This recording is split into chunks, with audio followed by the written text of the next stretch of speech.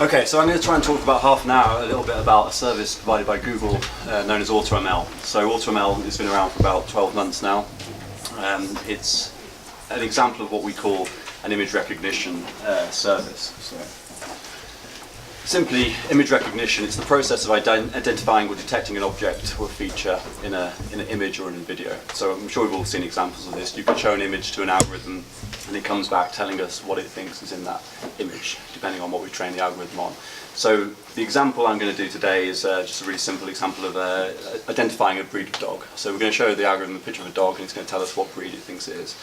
Obviously, image recognition can do a huge range of things. It doesn't have to be necessarily like everyday objects. It could be medical scans or all sorts of cool stuff that the algorithm is good at.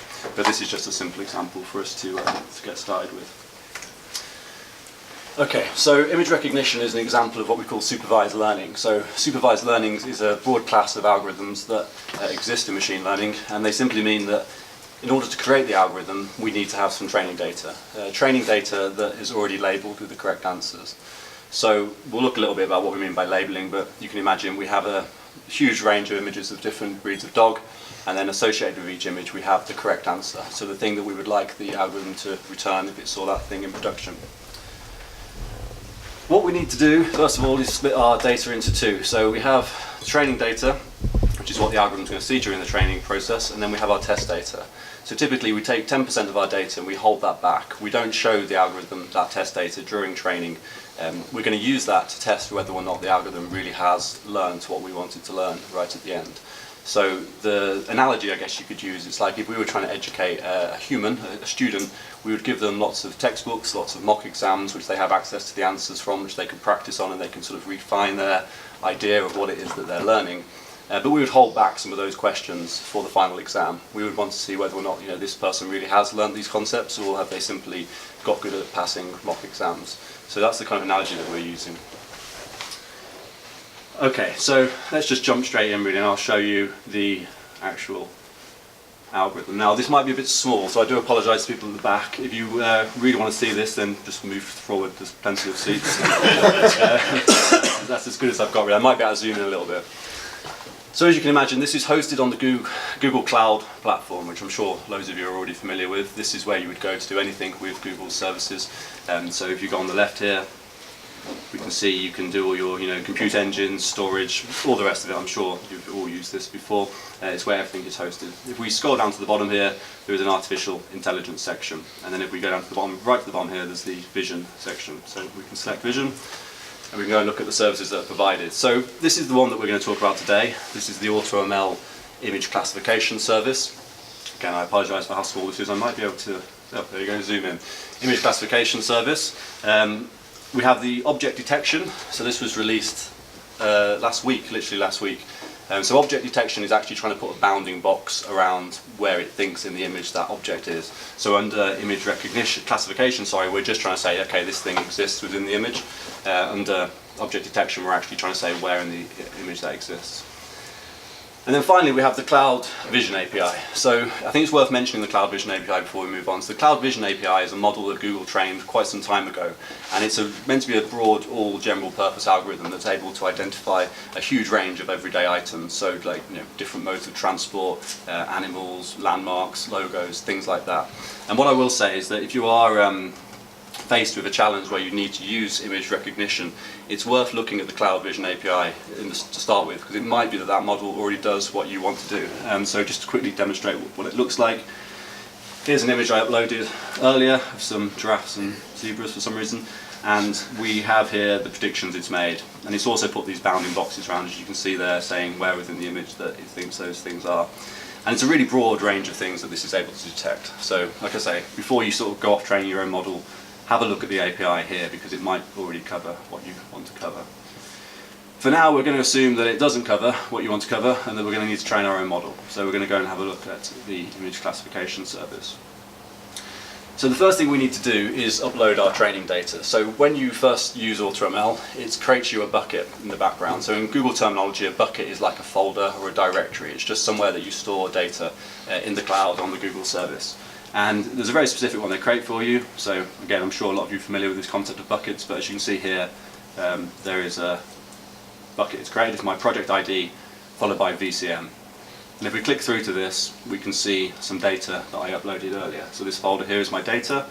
If I select my data, we can see all the different folders of all the different breeds of dogs that we're going to try and classify. And if we click through to one of those folders, we can see all the training images. So I've got roughly 100 images for each label, which we'll come back to. You can store this data in any way you like. You don't have to put it into this format that I've done. It's just a way I've done it for convenience. The algorithm really doesn't care where you store the data as long as it's in this bucket. So once we've uploaded our images, we need to then label our images. So we need to say what we think these images are so that the algorithm can use that as a reference to train on. And this is what this CSV file is here. It's really straightforward. If we just have a look offline here, we can see it's just a comma separated file. We have a pointer to the image, and then we follow it by a human readable string that is our label. That's the thing we want it to return. The algorithm has no idea what that string means. It's not going to do any kind of language interpretation on that. It is just literally a label it returns. It could return an ID to a database, it could return a URL, it could return whatever you want really. So in our case we've just got loads of breeds of dog, as you can see here. Labelling your data can be quite a challenge, as you can imagine. It could be quite a monotonous thing to do if you have to go through lots of images. We're going to talk about some techniques later on about how you can speed that process up. Google will have a few solutions to that as well. But for now, just assume that by some means I've done that. Okay, so we've got our data into the bucket. Now what we want to do is create our data set. So we go through to here. So right at the top here we can select new data set. We can give it a name, call it whatever we want, and we then specify the CSV file of that training file that we just looked at. As simple as that. We can do multi-label if we want to. So right now we're assuming there's only one dog in each picture, but if we wanted to, we could have multiple labels. So we might have a thing that wants to be able to distinguish between cats and dogs or something like that, and you can simply enable that if you wanted to. And then we select create dataset. Now, depending on how many images you've got, that can take anywhere between say 15 minutes to import that data, or a few hours, depending on the size of your data set. This one, I think, for me, took about 20 minutes to import, so it didn't take long at all. So here you can see the data set. So this is now in AutoML's in the AutoML service, and we can click through and we can start to have a look at our data. Again, apologies, yes, so I realised as I was practicing this, having lots of images of dogs is probably going to be quite distracting from what I'm saying, but if I can try and hold your attention, that'd be great. So on the left here we have all our labels. So these are all the breeds of dog that we've got. We've got about 200 odd of these. We can click on one.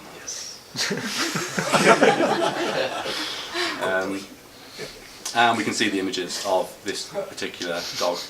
Now at this point, if we wanted to, we could go through and start cleaning up the data. So if we were to see in here something that slipped through that shouldn't have, maybe a picture of a car or something, some noise, we could just delete it from the data set.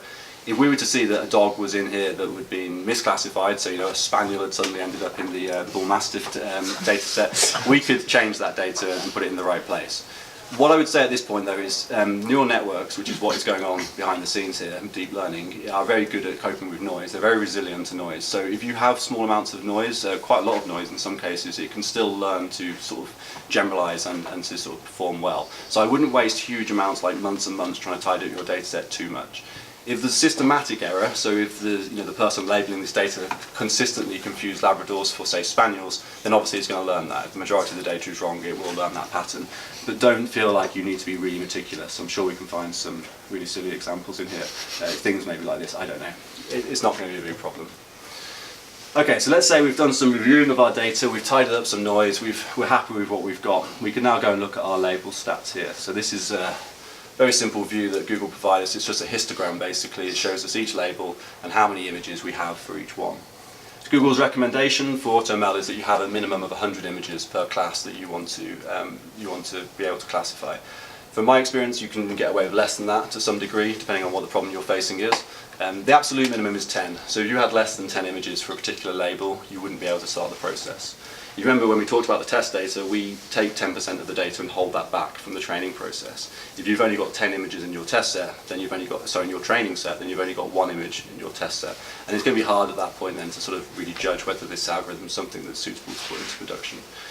I think a bit of a misconception with machine learning is that people feel that you need huge amounts of data to provide to create a good model, and this really isn't the case. You can create models with actually surprisingly small amounts of data. It's not quite as tied to big data as perhaps some people have been led to believe. So 100 here, I would be confident with this data set that we could create a pretty good algorithm given enough time and effort. Okay, so let's say we've looked at our images, we're happy with how many we've got, we're now going to train our model. So we can click across to train. Here we go, so we can click on train new model. So what AutoML is promising, if I was working for Google, I would say something like, you don't need any machine learning expertise at all to create a world-class classifier. AutoML is doing all that hard work for you. The auto in AutoML is we've made an algorithm that can do what a data scientist would normally do, what a machine learning engineer would normally do, what I would personally do if I was working outside of AutoML. So when we come to train, we don't have many decisions to make really. We can choose whether we want to make a cloud hosted model, so a model that's going to live in the cloud remotely, we have to access it via a REST endpoint, or an edge model, so a model that we're going to download and deploy natively on the device. So we can deploy this onto an iOS device or onto an Android device, or maybe onto some sort of Raspberry Pi, or TPUs are the things that Google are pushing a lot more now, so these edge devices, offline image recognition. This, again, the edge device stuff is only being released last week, so up until last week you could only have cloud-hosted models, which is a big relief to see that we can now do edge stuff as well. You need to specify how long you want to train your model for. So the first hour of training you get for free with AutoML. I recommend doing this training the first hour for free, regardless, even if you're planning to go and spend 12 hours and 24 hours training your model.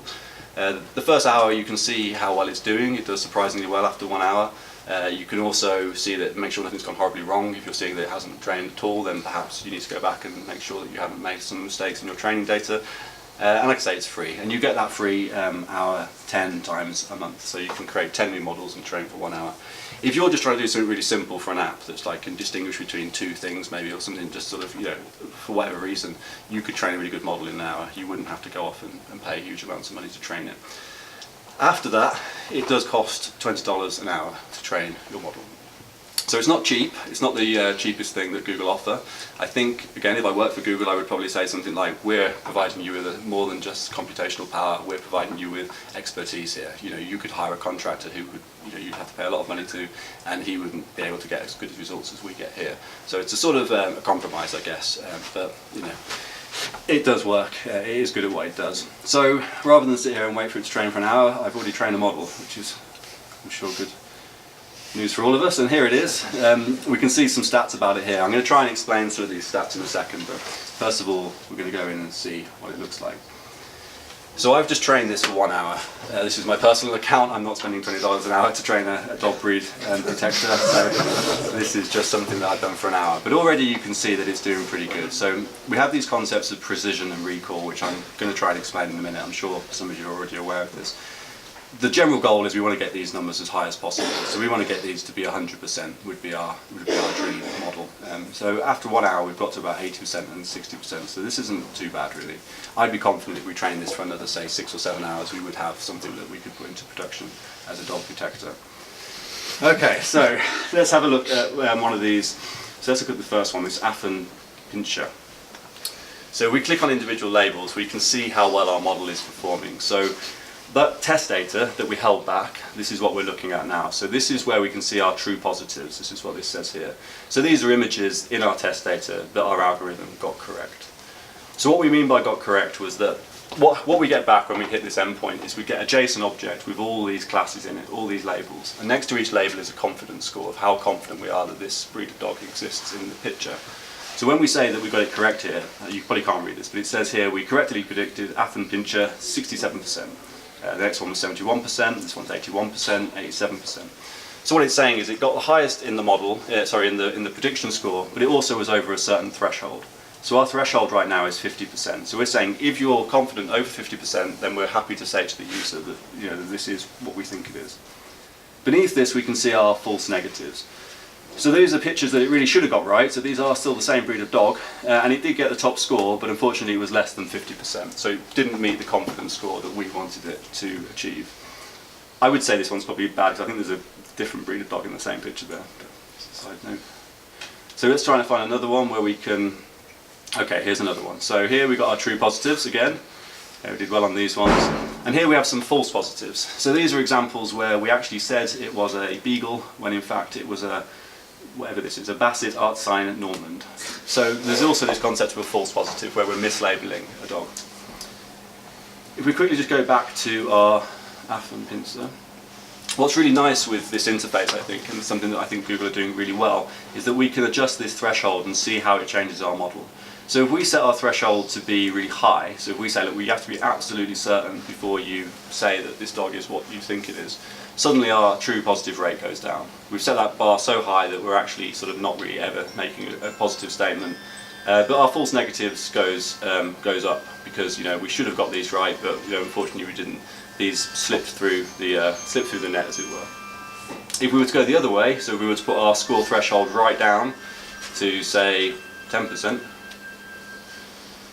suddenly we're getting everything right. We're saying that all the dogs in our test set are these Affenpinschers, but we're also suddenly saying that loads of other dogs are these things as well. So this has sort of become very liberal. There's a cushion there as well. So you have this compromise between how you want to set the threshold. And depending on what you're trying to do, this is really important. So I would argue in this app, this is probably just a fun app that people are using. We could set that confidence quite low. I think it wouldn't be the end of the world if we misclassified a dog.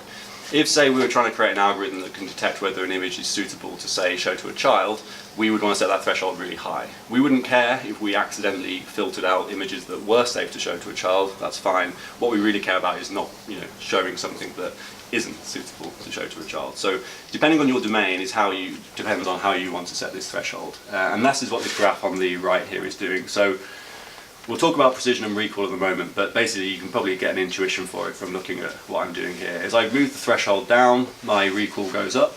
As I move my threshold through really high, my precision goes up, but my recall goes down. So there's this sort of balancing act which depends on what you're trying to achieve. Okay. So I'm just going to go back to the overall. So this is the overall performance of the model.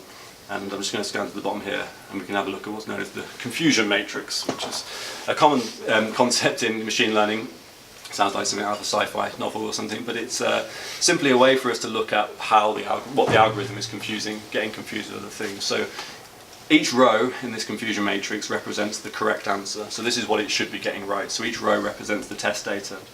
Each column represents what the algorithm actually predicted. So this is what it came back with. This is what the student gave as an answer in the exam, as it were. So if we look at an example, we can see here, for example, the French Spaniel in the test data, 14% of the French Spaniel images were classified as English Springer Spaniels, and then 85% of the French Spaniels were classified as French Spaniels. So a perfect confusion matrix would be that we have 100% on this diagonal down the middle. All these blue squares would be blue, and there'd be no other confusion. And this is just a really nice way for us to get an idea of where we need to go and change the data. If we're seeing that these things are consistently confusing them with each other, then it might be that we've got the labels wrong. It might be that we need more classic images that really sort of show the features of this particular species or this particular thing that we're trying to classify. And if we click on these, it very nicely just takes us through quite quickly to show us what it is that the mistakes it's made. It might just be that the images are wrong, and it's not something we expected to classify, and then we would need to go through and delete them. So that's what we mean by a confusion matrix. Okay, so how would you? Okay.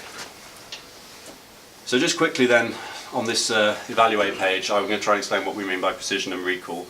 So I would say that Google's claim that you don't need to know anything about machine learning is probably getting a bit stretched at this point, and this is where you'd want to go away and sort of really learn about true positives. And it's probably something that anyone who's done sort of anything to do with statistics or maths has come across before, but it's one of those things that you can get yourself quite confused quite easily. And there's some great tutorials on YouTube, so I'd recommend going and reading up on that and trying to understand what you're seeing here.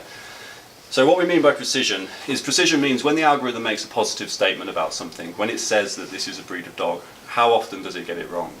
Or how often does it get it right, sorry, is what I mean by that. So the analogy I like to use is if you imagine you went to see a doctor and a doctor told you had a particular illness, you would want to know what that doctor's precision was. So you would come out of that doctor's surgery and you'd think, oh God, I've got this condition, what's this guy's precision? And if his precision was 100%, that means you definitely have got the condition. This guy never lies. Every time he says you have got this thing, you absolutely have got this thing.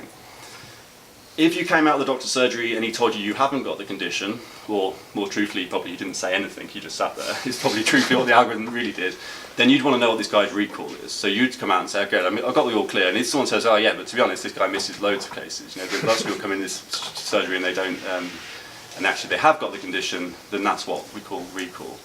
So we would take that to extremes. We could have a doctor who never ever tells anyone they have a condition, only when they're absolutely 100% certain, so he's got a very high precision, but it could be that he's missing loads of cases. He's missing loads of people who actually have got it, but he's just not willing to actually say he has. And then the other extreme is a doctor who just tells everyone who comes to the door they have got the condition. So okay, he gets 100% precision because he's, 100% recall because he's catching all the cases of the disease, but he's got also loads of people who are worried because they have, think they have and they haven't. So hopefully, roughly speaking, that's what we mean by precision and recall. And this is less compromise that we have to make by setting the threshold. And it really depends on the domain that you're working in, how you want to set that. Okay, I can talk more about this afterwards if anyone wants to come and ask questions. So let's say we're happy with the model. If we wanted to at this point, we could go back and retrain. So you have a 2-week window to go and retrain your model, to add more training on. So you keep building on what you've got. You could go and add more data if you wanted to, and keep training. This is a very typical process. This is what we do. You could have this model in production and people might be using it. You could be using that data that's being given to you in production and adding that to your model. So there's this kind of cycle that we go through. Once we're happy with the evaluation of our model, we can use it to make predictions. One of Google's key philosophies with their AutoML stuff, and something they're trying to really push, is it should be very, very quick to go from a model that you've got in testing and development to being launched in real life. There was a sort of typical gap often where you've got one guy in the corner of the office who's working on data science, he's got this model finally working perfectly, it's all really great, and then they hand it over to the engineering team and they have to go and take this crazy convolution of all these different technologies and try and make it work in the cloud. They can't get the same results that this guy gets on his laptop, and it's all, it just doesn't quite add up. And this is what Google are trying to tackle. They're saying as soon as you're seeing this thing work well on that evaluation page, it's there as an endpoint and you can use it. And it is there straight away, basically. So this curl command at the bottom, we could go and use that now on a command line and we would be able to get results in real time. And as you can imagine, this is scales as you'd expect Google to do it. So if your app suddenly became really popular overnight, you're not going to have any problems with this thing going down. It's all just taken care of for you. So all the DevOps stuff is kind of done as well. Obviously, in reality, you probably want to put something in front of it to do logging and all the rest of it. But in practice, this thing is ready to go into production. There's various clients. There's a Python client that they push, but there's also, I think, a React Native client. So you can always make your own if you need to. This thing is just ready to go.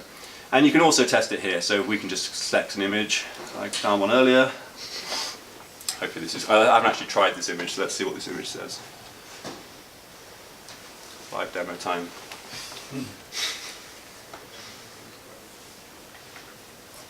There you go, got it right. It's an English speaking Spanish. Well, I think it's English or it's Welsh, but either way, it's the top. Let's say it's English. Let's say it's English. Okay, so that in a nutshell is what AutoML is providing for us. So just to finish now, I've got about 5 minutes. I'm going to talk about some of the pros and cons. I didn't quite get time to finish these slides, I'll be honest with you. So I'll probably think of some more. I'll think of some more pros as we talk, but. These are the first 2 pros that I thought of. Here's the present button. Okay, so this is providing us with state-of-the-art machine learning as a service, and it really is state-of-the-art stuff. So when I first looked at this as someone who's been doing machine learning for a little while, I assumed I knew what it was doing in the background. I assumed this was doing what we call transfer learning. So I'm sure a lot of you have probably already played around with neural networks. Typically, you take a bigger model and you refine it to do what you want it to do in your domain. They're actually not doing that. In the background, what they're doing is AutoML is a concept that exists outside of this service. It's a thing that's been around for about 10 years now. And it's actually, to put it technically, it's searching the space of neural networks that exist. It's not just tweaking parameters within the neural network. It's actually designing an architecture that fits your domain perfectly. I've anecdotally read people saying that they've had models they've been using for years that they thought they were getting state-of-the-art results on. They stuck their data into AutoML, ran it for 24 hours, and they were suddenly getting a couple more % accuracy than they were before. So this thing isn't as trivial as maybe someone like myself just thought, oh, it's probably doing this. It's really not. It's doing something quite clever in the background. It's very quick to go from dev to production. You can imagine, we could, well, I'm not an app developer, but I'm sure if we had an app developer here, you could create this app and get it out onto the App Store within a few days, and it would have a very good model that works. This sort of thing would have taken months before. You wouldn't just have to design a neural network and understand all the math. You'd have to go and set up GPUs. You'd have to move large amounts of data around. You'd have to do huge amounts of things in order to get a model that worked. And then once you've got a model that worked, you'd have to deploy it and do all the other stuff. So there really is, this really is, something good that they're providing. Some of the cons. So It's designed to work well on everyday items. So if you read the documentation, they're clearly trying to cater for the biggest market they possibly can. So this isn't something that they say is going to work well if you try to train it on, say, barcodes or QR codes or maybe medical scans, those sorts of things. They've configured their AutoML to tweak their algorithm for sort of everyday items. So this is working well for all the things that we've sort of spoken about already. However, saying that, I would just try it. If you have something that isn't an everyday item, I think I would just try it out anyway. You'd be surprised, it might just work. It does require some machine learning knowledge, so there was a bit of a backlash when this was first released. One, because Google were trying to claim that they owned this concept of AutoML. They didn't try to claim that, but they didn't necessarily say that they didn't. And a lot of people pointed out that this has been around for a long time. This isn't something that they've invented. And they were trying to claim that you don't need actually any machine learning knowledge. And I think that's not strictly true.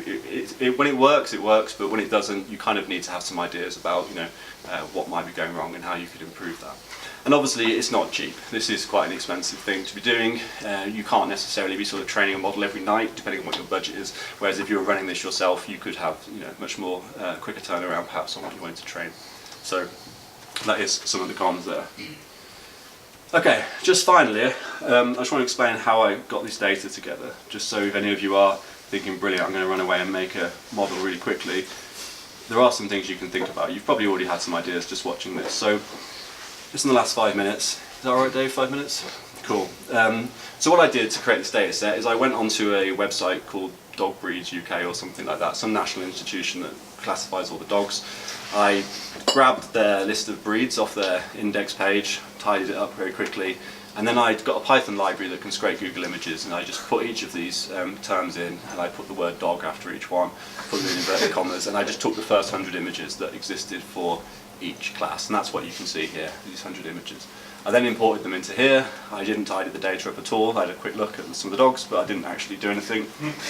The reason you can see that there's some errors, so not errors, but you can see here, for example, there's 66 images of dogs here. I think there's one where there's 23. Because this is single label classification, if there's any duplications in the data, so if there's 2 images in that training file with the same label, different labels on it, Google will just choose one at random for us. So when we saw, there's one here I think somewhere who's got like 23, and I think it's because a toy poodle is being confused with a miniature poodle. When you do that Google image search, lots of the same results are coming up, so some of those data will be removed. If you were trying to work in a domain where you couldn't just search Google Images for this stuff, or you didn't have labeled data, Google provide a human labeling system. So I think they promise something like they'll do 5,000 labels, something in that region for you. This is similar to Mechanical Turk, if anyone's ever seen Mechanical Turk, so you can, it's this kind of idea that someone will go on and be paid very small amounts of money to do a sort of monotonous task over and over again. I'd say this works to some degree, but it wouldn't work if you're working in a domain that needs expertise. So, if you're working in, say, well, for example, plant identification, you can't just have anyone off the street come and identify plants, you need someone who's trained in horticulture. So there's only so far you can get with the human labelling, I think. Other approaches you might use is you could take a bigger algorithm, so we could take the Vision API, for example. Let's say we had thousands and thousands of images, some of them had dogs in, some didn't have dogs in. We could filter those images down using the Vision API. That can detect dogs. It can detect some species of dog, I think, but not all. So that's another way of using machine learning itself just to sort of narrow down that data set. Yeah, I think that's the tricks that I've got so far, really, that I can think of. The other thing, well, there are lots of examples. If you go online, labeling and cleaning data is probably, I would say, 80% of the challenge. I think, as you can see here, we're already starting to automate the machine learning side of it. Your IP in this situation is going to be your data set, how clean it is, how well labeled it is, and how detailed it is, I think. I think that might be everything I have to say.